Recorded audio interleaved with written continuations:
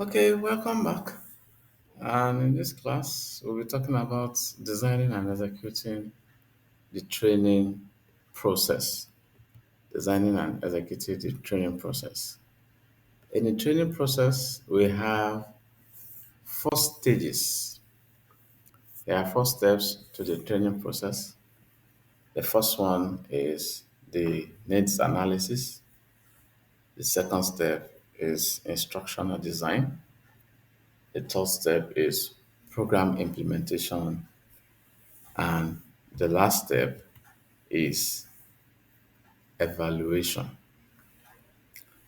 Needs analysis, instructional design, program implementation, and evaluation.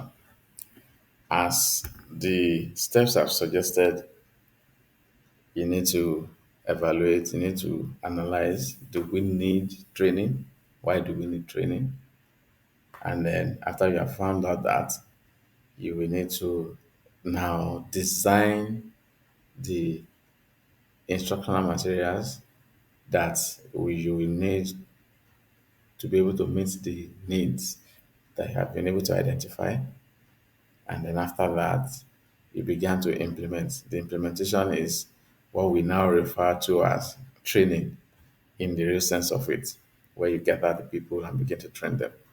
And after that has been done, an evaluation is done at the end of the program to be able to see whether the training program has been able to attend to the needs that we identify at the beginning of the program.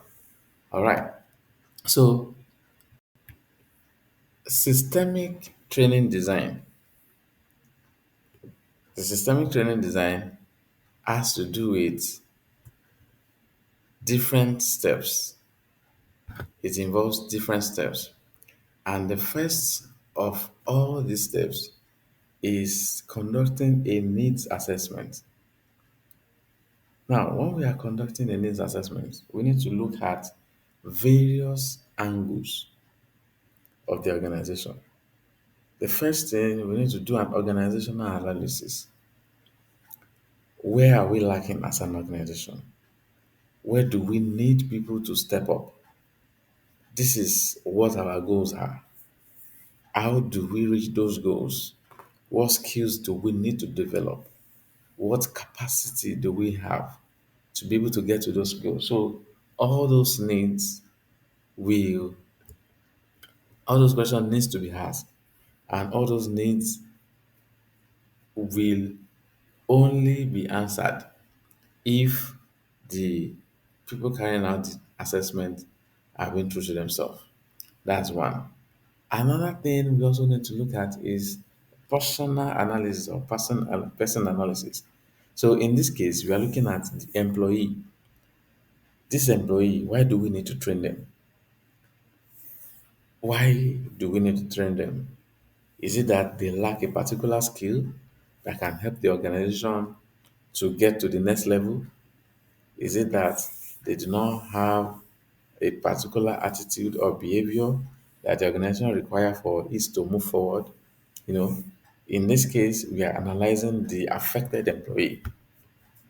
And then the next thing we also want to look at in that case is the task analysis. Now, in task analysis, what we are looking at is we are looking at the jobs that need to be done, the jobs that needs to be taken care of. So in that one, we are looking at, okay, what are the things that we need to take care of? What are the skills that we need for this job to be done effectively and efficiently? What are the things that, what are the kind of people that we want to be able to carry this year? So all this is a whole. So we are not doing the personal analysis uh, outside of the organizational analysis and not doing the task analysis outside of it. So it is a whole. The organization has a goal. Don't forget at the beginning of the class, we mentioned that training is also a tool for organization strategic growth. So we are not going to be doing the analysis individual of each other. So as we are looking at the goal of the organization, we're also looking at the person involved and the task that is involved also for the organization to be able to reach its goal. So the big picture is the organization's goal, but the person that will drive that growth is the employee involved, and the task that will be done to get that growth going. So all these three things are the things that we are going to be considering. We are going to be analyzing them. So those are the things that will inform the need for the training. Those are the things that will inform the need for the training. Okay, yes, we are lacking in this place. The organization is lacking in this place. This person, the employee that is involved is lacking in this area. The task is, the task is not efficient in this area. So the organization think about those things and then put a plan together to create a training where all these gaps that has been identified can be met. Okay, the next step in ensuring a systematic training design is ensuring the employee's readiness for training. So it is one thing to allocate training for employees or to schedule them for training. It is a different thing for the employees to be ready for the training. So, for example, in uh, in my experience as a training facilitator, I've trained some people who only came to the training for the purpose of getting away from the office. I've trained some people whose aim for the training is nothing except the money that will be given to them as traveling allowance. The training was held in Lagos and they came from Abuja. What they were interested in was the travel allowance that will be given to them and the food and the hotel allowance. That was what they were interested in, not the training. So most of them came in, the training that started at 8 o'clock, most of them came in at 12. Why? Because they were not ready for that training.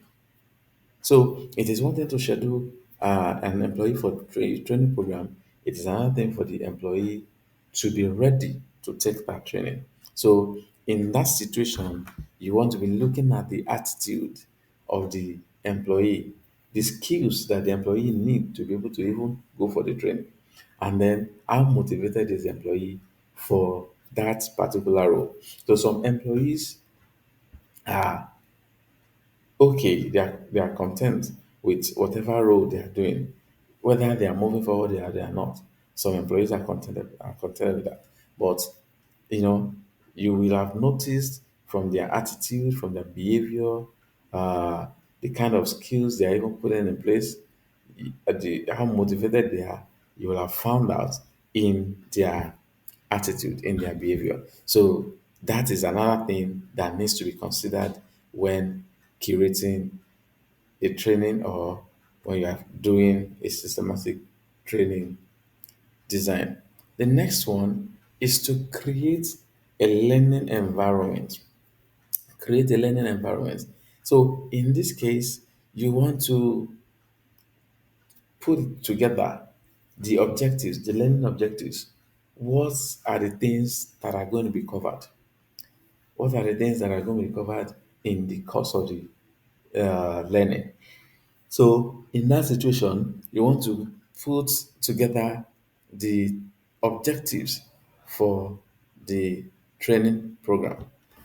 So after putting the objectives together, you also want to start gathering the materials that are needed, that are necessary for the training to be successful.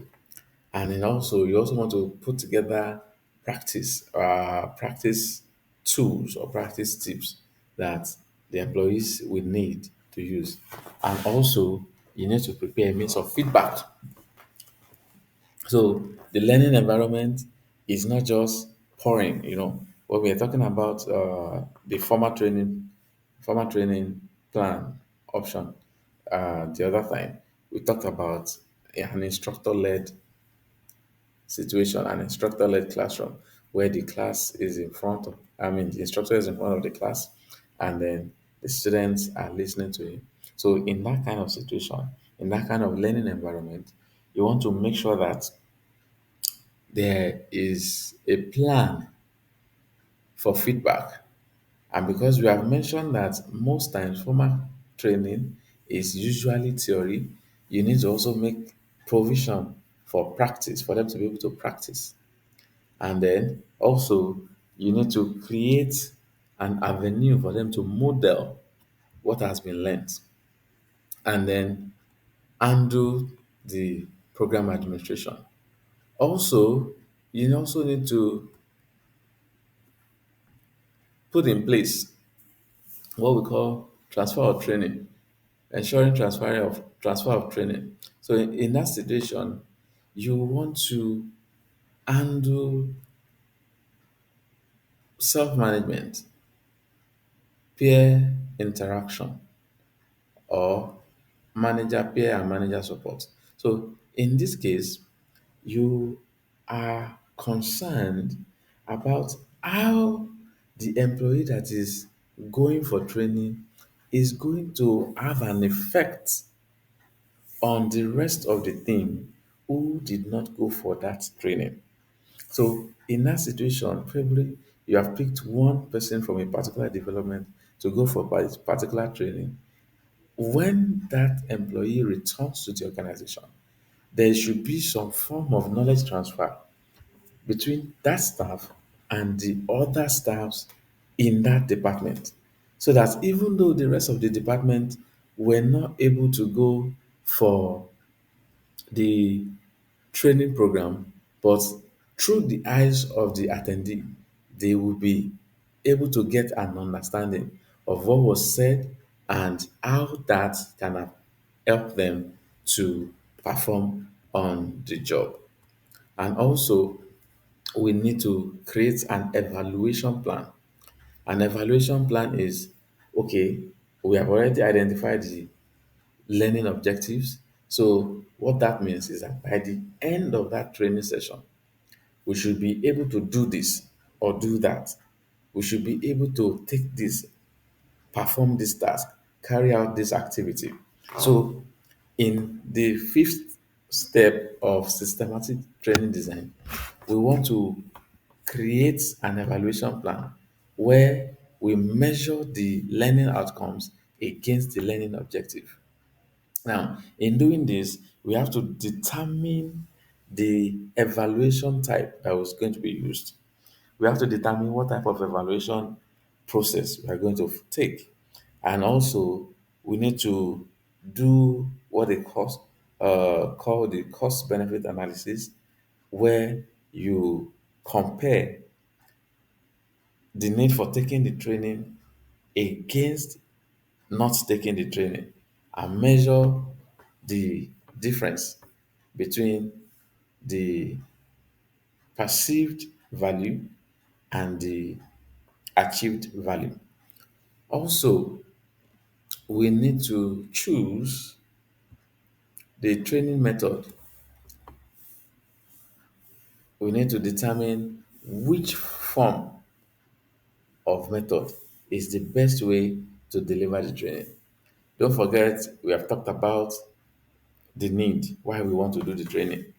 We have done the analysis and we are doing different things to make sure that we're able to achieve a systematic training design. So in this case, we need to determine what training method. Do we need the formal training method where we talked about traditional training method where the instructor is in front of the class and is teaching, or we say, okay, let's sign up for a course online that the employee can watch. Or we talk about let's send them to get the material and read on their own. So the outcome that we want, the outcome that we are expecting from the learning objectives is what will determine the type of training method we're going to be using to deliver the training. And lastly, after the training has been delivered, we do monitoring and evaluating the program. So in this case, because we have already specified the evaluation plan, we now need to carry it out at this point.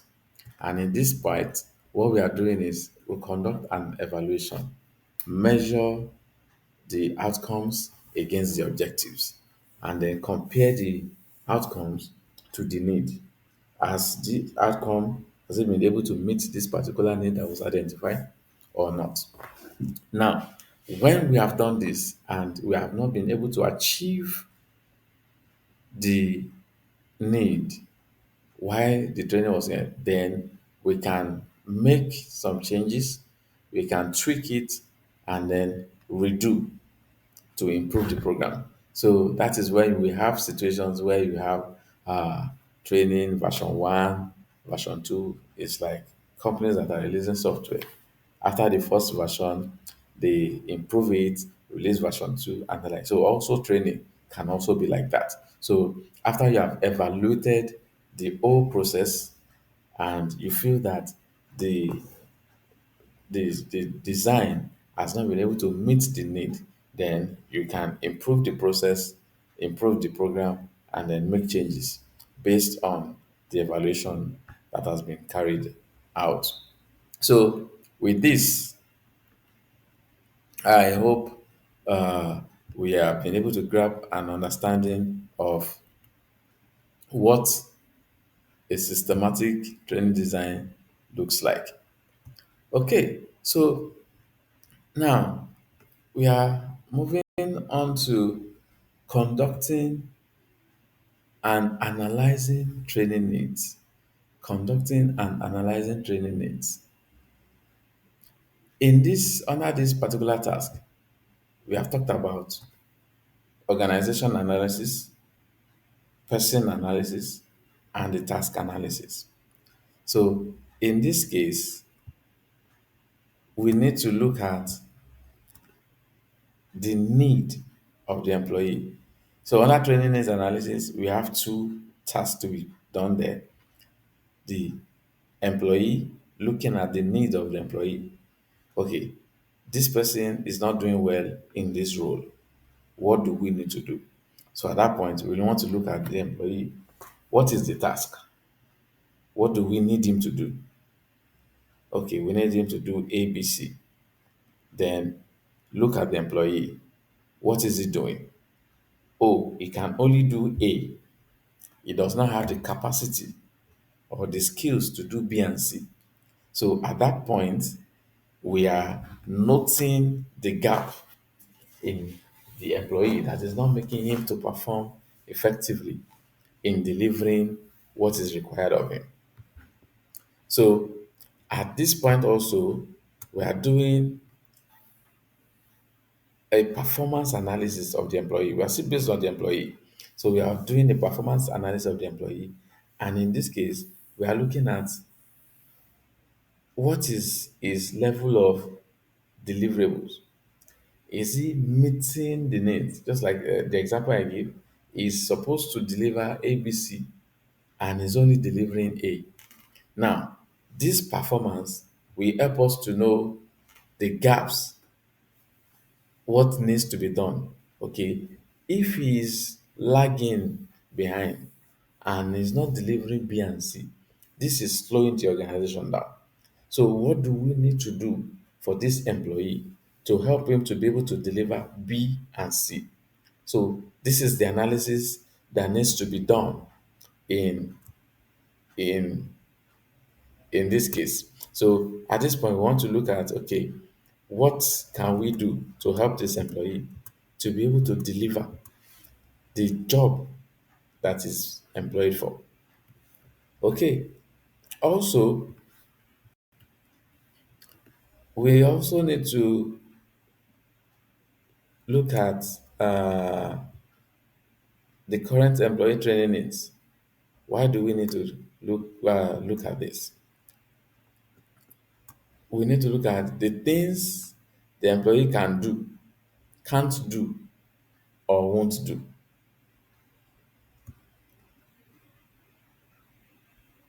The things that the employee can't do or won't do. Now, there's a difference between can't and won't.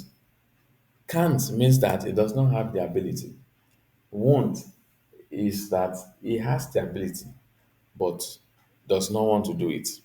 So when we are doing a training or when we are trying to identify a training need for an employee, we look at various things.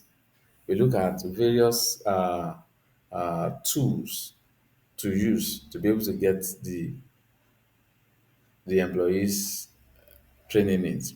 One is by interview. We have a one-on-one sit with the employee. Okay, sir, I've noticed that your performance on this particular task is low. The expectation of the organization from you is that you deliver A, B, and C. But unfortunately, over a period of 6 months, you have only been able to deliver only A. Now, how do we help? What do you need for us to be able to get to that point? Is it that you do not know how to get to B and C, or is it that you do not have the ability to do them, or is it that you do not know? You know, interviews, sitting down with the employee and having a one-on-one discussion.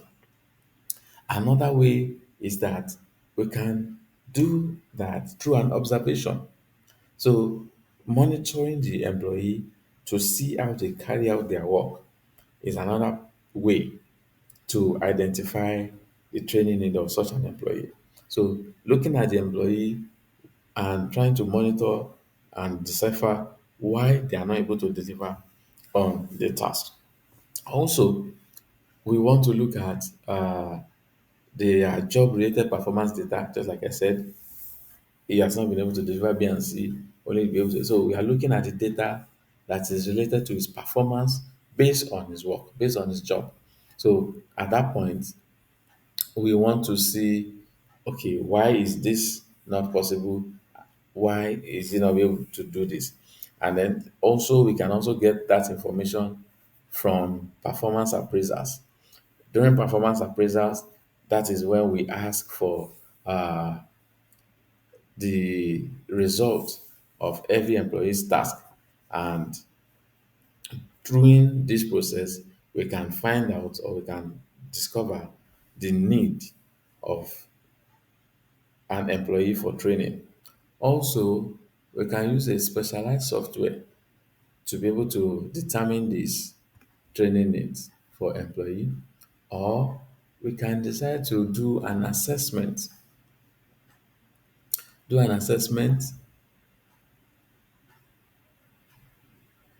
just to find out the the pattern of thought of the employee, or we can carry out an attitude survey or conduct a test. So, like I said earlier, in an organization that I once worked, after some days, you will be called to do a test, and that test is to test your knowledge of a particular product that was launched in some few weeks ago.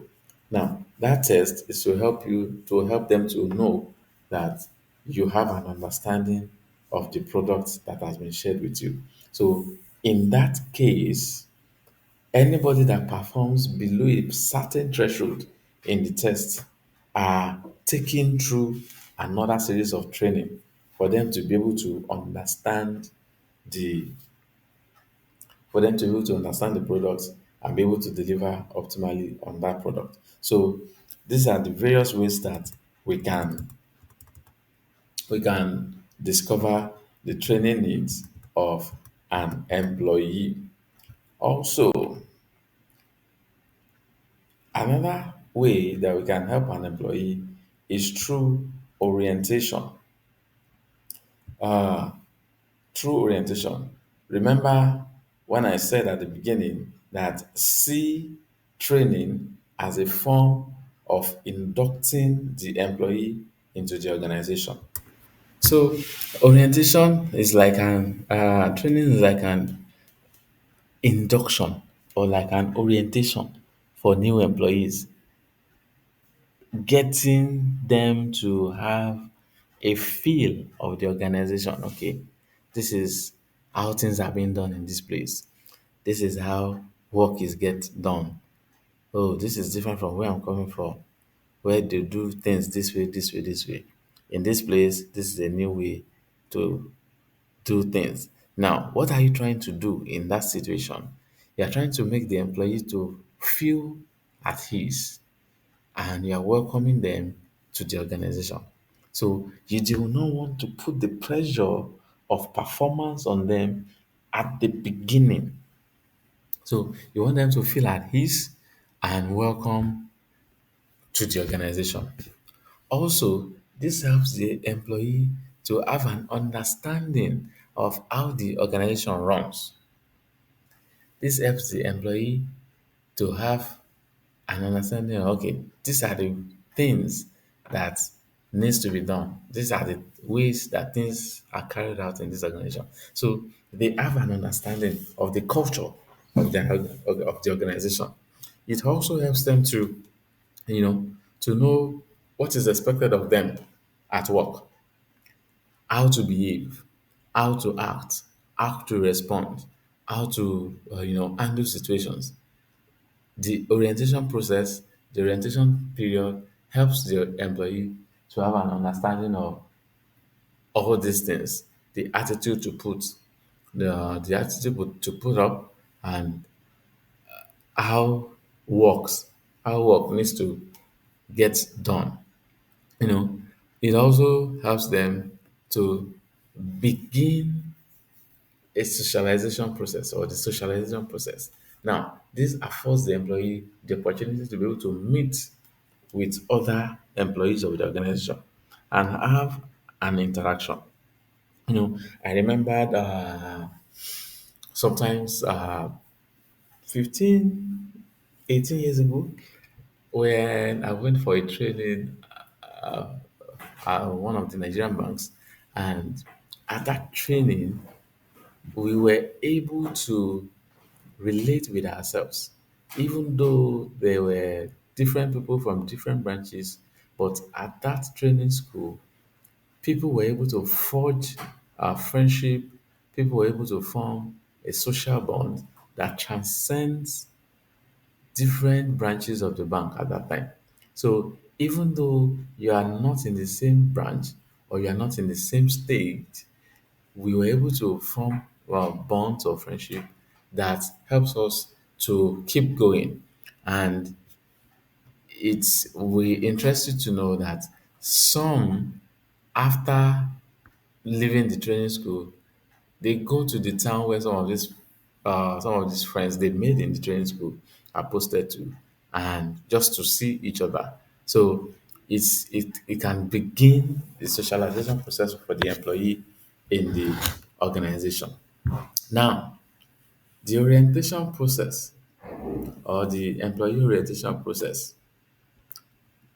is usually for new hire. The employee orientation process is usually for new employees, not old employee.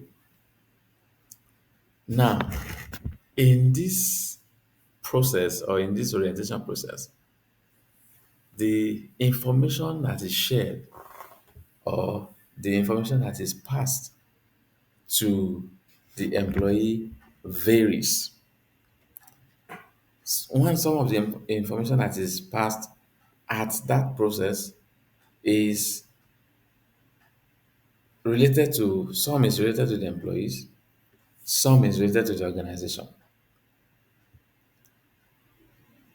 Now, in that case, when you are talking about the ones that relates to the employee, that is where we are talking about the benefits, the compensations, the uh, the things that are accrued to the employee.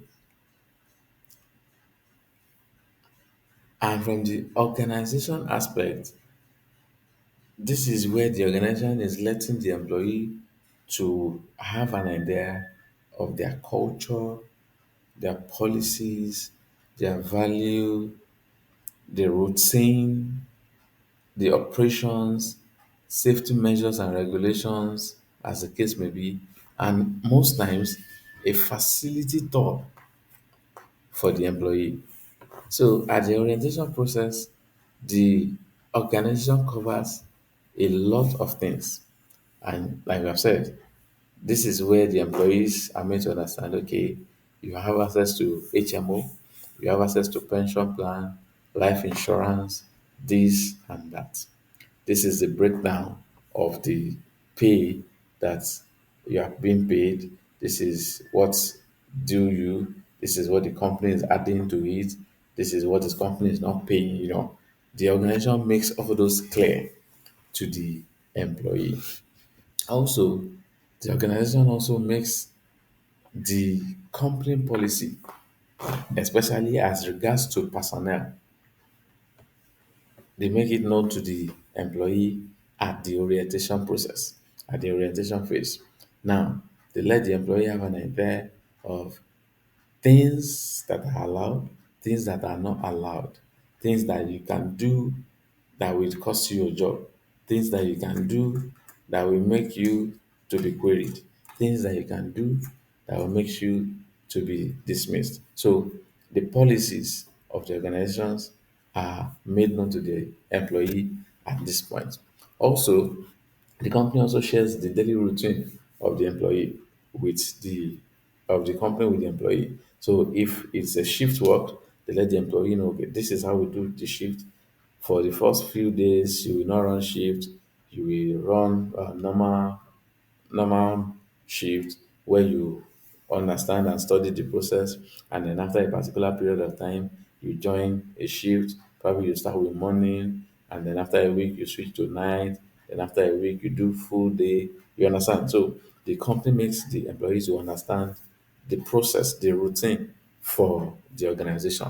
Also, the company makes the employee to be aware of the organizational rules and operations. The company basically organize the employees to be aware of the operations. So the company lets the employees to know, this is what we are into, this is what we do, this is what happens in this place, this is what happens in that place, this is what is carried out here and there and that. So also safety measures and regulations, the employees made to be aware of these things. So where depending on the organization, that if they require safety measures and this thing, the employee is made to know. For example, some organizations, they will not allow you in, whether you are a staff or not. They will not allow you in without a safety boot. Some organizations will not allow you in if you are not wearing the approved shoe. So the employee is made known of all these things. So you cannot come to work without your helmet, or you cannot come to work without wearing your boots, or you cannot come to work without wearing your reflective jacket. All these things are some of the things that the company let the employee to be aware of at the orientation phase. And also, the company takes the employee on a facility tour around the around the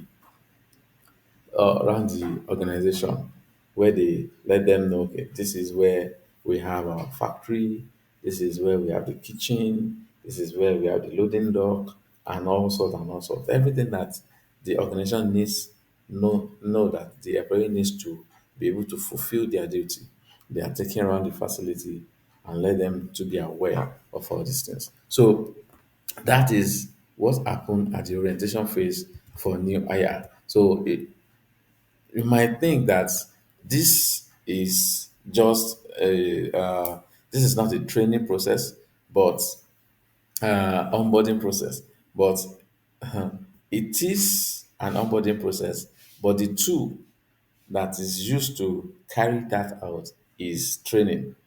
It falls under the learning and development module. Now, when the employee now gets into the company, that is where the different forms of training, mostly the informal training and the knowledge management, takes place to keep up with the trend, to keep up with knowledge, to keep up with skills, to keep up with capacity and abilities is needed for the employee. So I hope so far so good. We have been able to understand the orientation process. We have talked about also the needs analysis, how to the first steps of the training needs analysis. In the next in the next topic, we are going to be talking about the training program implementation. So you have conducted the needs analysis, you have done your design, you have created a systematic training design, you have done orientation process, then the main thing, which is the implementation of the training program that has been designed. We are going to be looking at that in the next class. Thank you and see you